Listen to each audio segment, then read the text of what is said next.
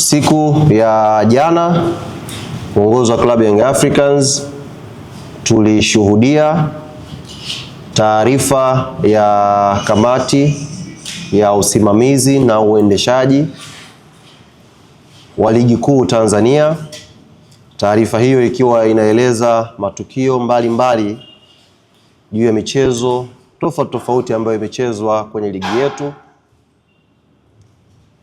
ikihusisha klabu yetu ya Young African Sports Club, lakini pia ikihusisha timu nyingine tofauti. Baada ya kuipitia taarifa hiyo kwa kina na kupokea maswali mengi kutoka kwa wanachama na mashabiki wa klabu yetu juu ya taarifa hiyo ambayo imetolewa na kamati ya uendeshaji na usimamizi wa ligi, uongozi wa klabu ya Young Africans kupitia kamati yake tendaji umeiandikia bodi ya ligi kuu Tanzania ikihitaji ufafanuzi, tukihitaji maelezo juu ya mambo kadhaa ambayo tumeyaona kwenye taarifa hili ya uendeshaji au kamati ya saa 72.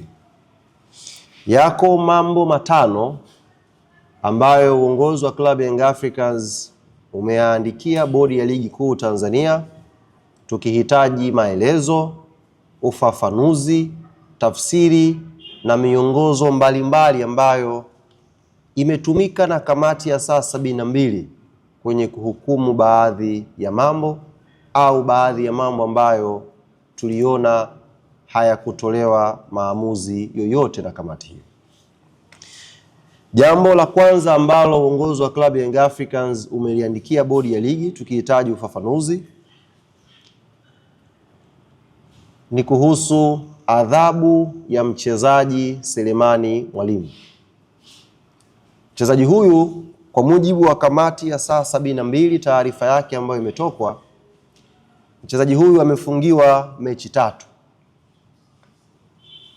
Mchezaji huyu amefungiwa mechi 3.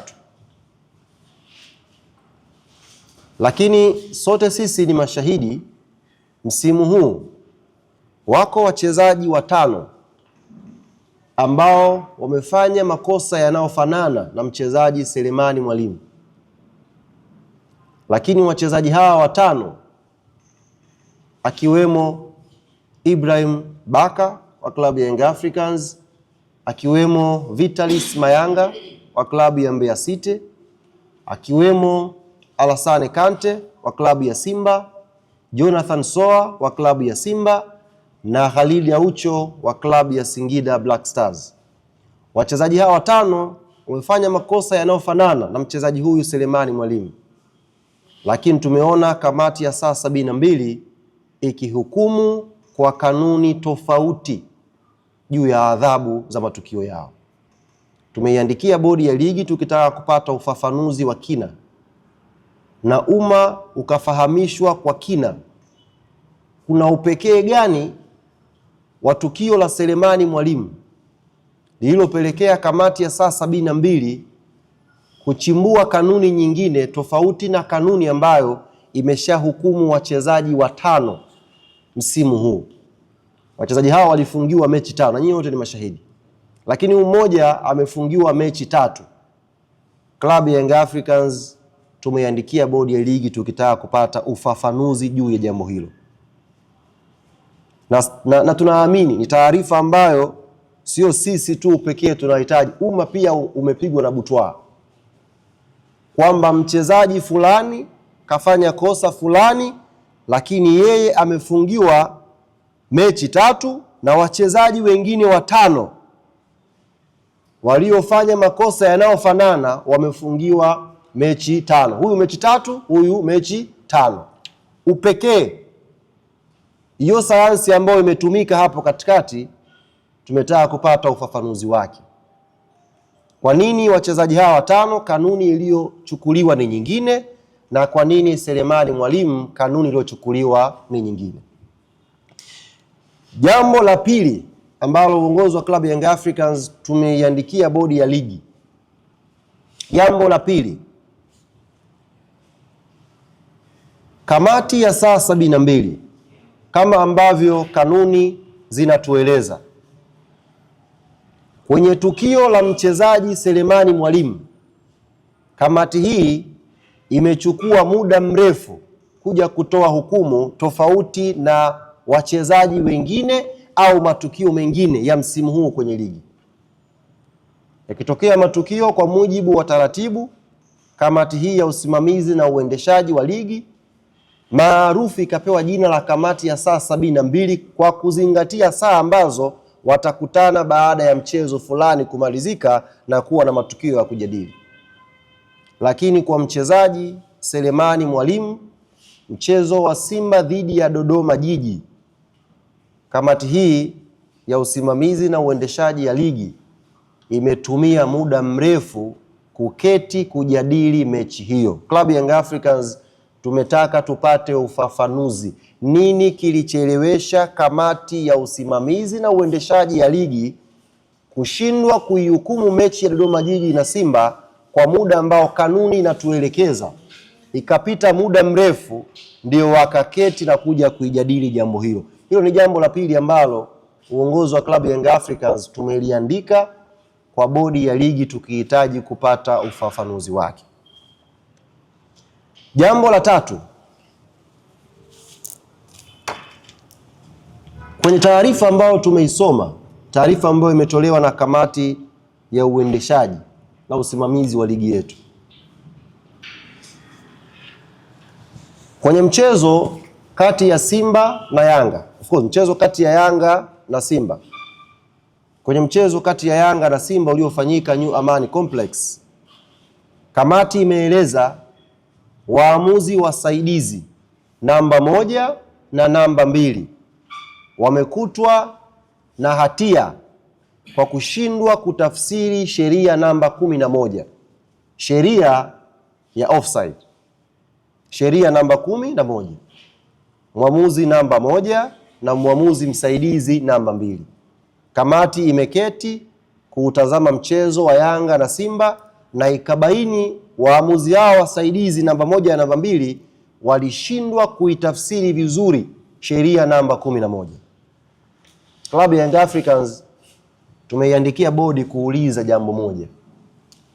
Kama waamuzi hawa wasaidizi namba 1 na namba 2 wote wamekutwa na hatia kwa kosa moja la kushindwa kutafsiri sheria namba 11, na taarifa ya kamati imeeleza waamuzi hao wamehukumiwa kwa kanuni inayofanana, kanuni ya 42.1.18.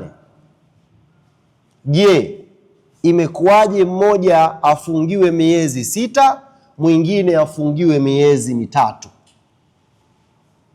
Klabu ya Young Africans tunataka tupate ufafanuzi wa kina. Kosa ni moja. Kamati imejiridhisha kwamba waamuzi wasaidizi namba 1 na namba 2 wote wameshindwa kuitafsiri sheria namba 11. Sheria hiyo ni sheria ya offside. Lakini adhabu imekuja, mmoja akafungiwa miezi 6, mmoja akafungiwa miezi 3. Tunataka tupate ufafanuzi wa kina. Je, huku ambako limesemekana kuwa goli, kamati ya saa 72 yenyewe ilijiridhisha kwamba Dube asingefunga? Kama huyu kamati iliketi ikasema goli lilishaingia, je, kamati ilijiridhisha ikaiona kesho kwamba Prince Dube asingefunga lile goli? Tunataka tujue sayansi iliyochakata hili jambo ili kuweka usawa, haki katika mchezo wetu wa mpira wa miguu. Ili kupata uhaki na usawa, Club Young Africans tunataka tupate ufafanuzi wa kina, na tumeshaandika tayari kwa bodi ya ligi. Hapa kwenye adhabu, kama waamuzi wote walibainika wamefeli kwenye kuitafsiri sheria namba 11 ya mchezo wa mpira wa miguu, iweje leo mmoja afungiwe miezi 6, mwingine afungiwe miezi 3? Sayansi gani ipo hapo katikati? Ndio maana nimeuliza, je, kamati imehukumu huku kama kuna goli alafu huku ikaona kwamba Dube asingefunga? Haya ni mambo ambayo uongozi wa klabu ya Young Africans umeandika kwa bodi ya ligi na tunataka ufafanuzi wake.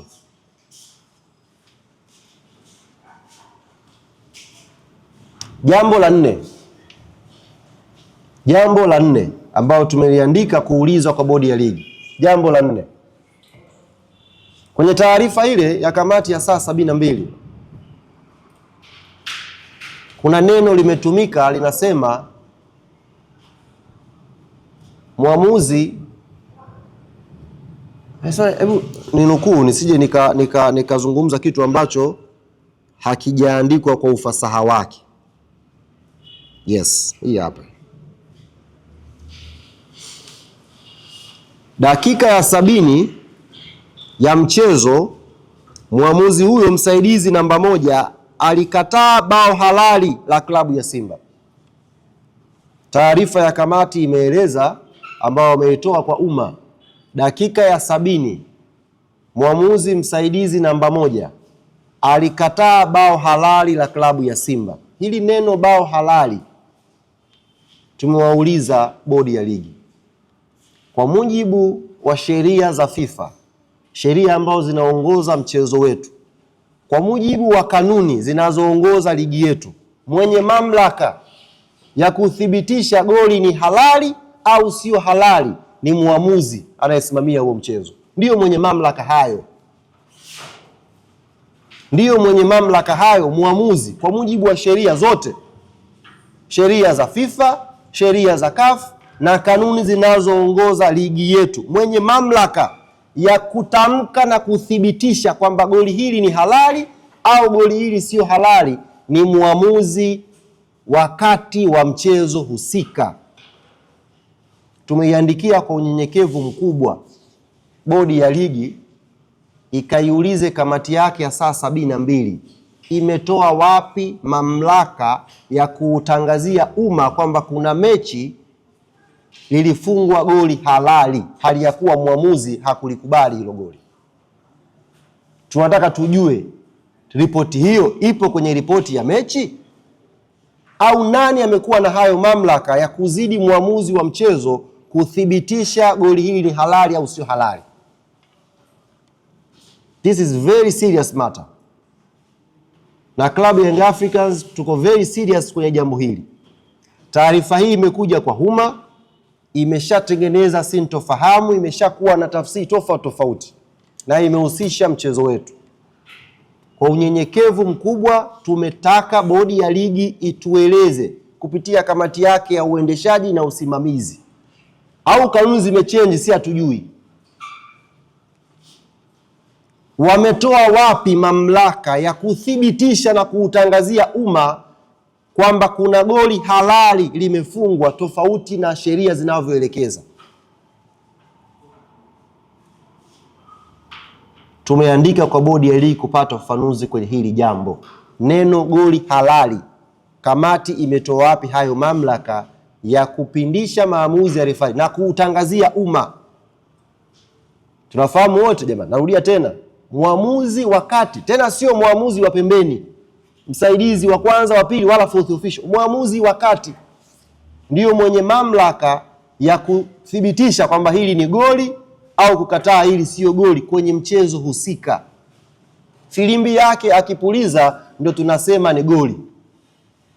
Kama kamati ilichakata ikagundua kuna shida kwenye waamuzi wasaidizi kutafsiri kanuni, kutafsiri sheria namba 11, kamati imetoa wapi mamlaka ya kuthibitisha goli ni halali? Hilo ni jambo la 4 ambalo tumeliandika kwa bodi ya ligi. Jambo la 5 ambalo klabu ya Young Africans tumeiandika kwa bodi ya ligi tukitaka ufafanuzi.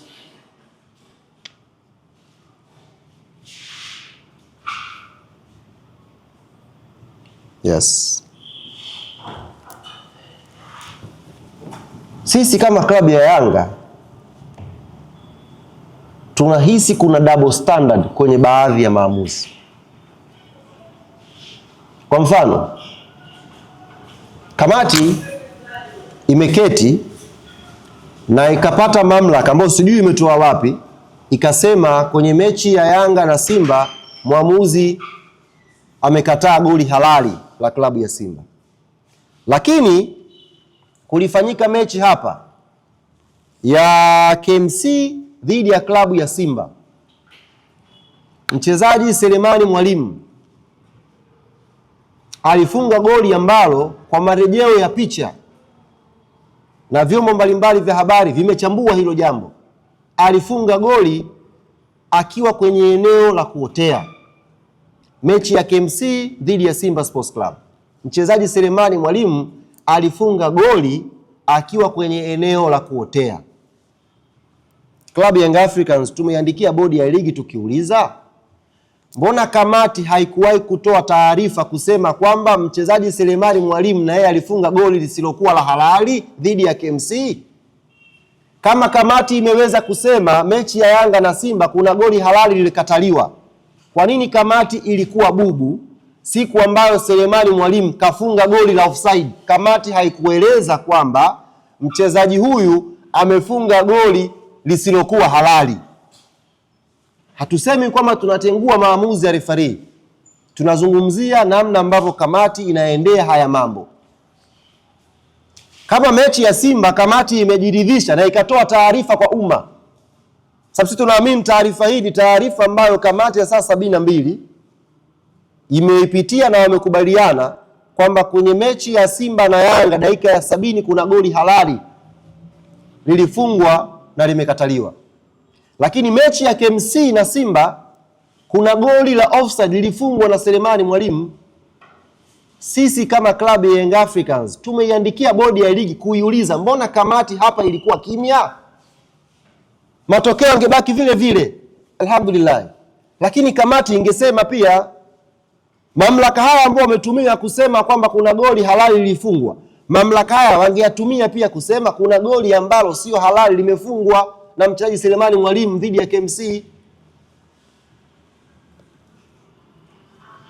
Lakini pia ndugu zanguni, sijui na nyinyi mtafsiri, tumeshaandika tayari kwa bodi ya ligi. Mechi hiyo ya KMC na Simba hatukuona sisi mahala ambako waamuzi hawa wamechukuliwa hatua wa kushindwa kutafsiri sheria offside.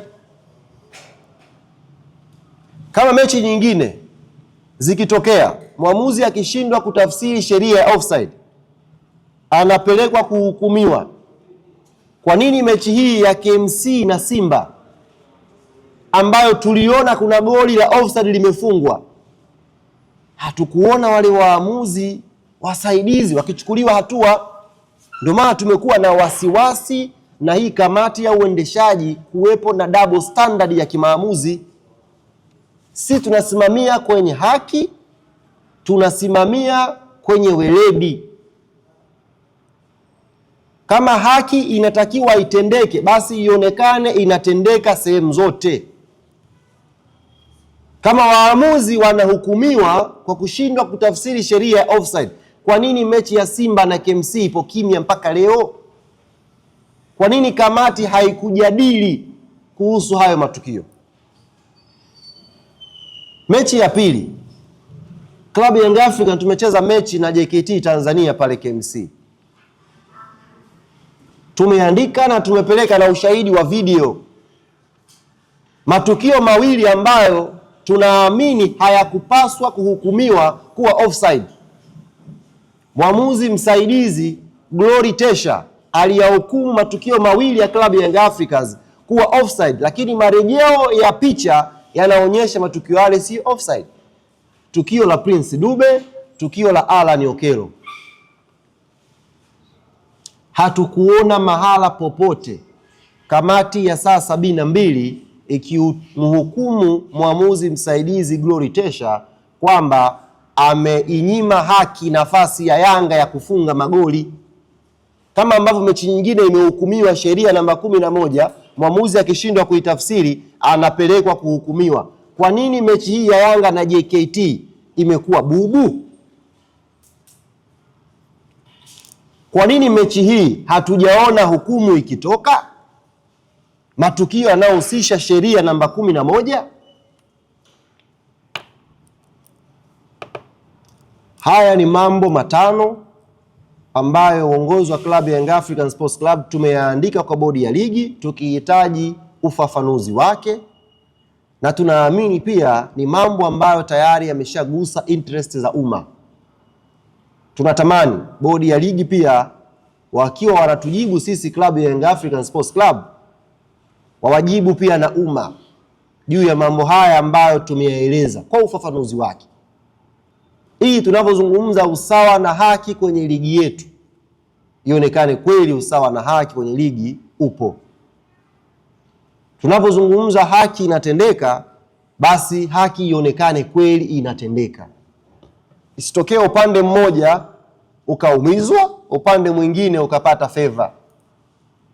Isitokee favor ikaja upande wetu tukaumiza watu wengine. Kama tunasimamia haki, basi tuhukumiwe wote kwenye mstari mmoja unaofanana.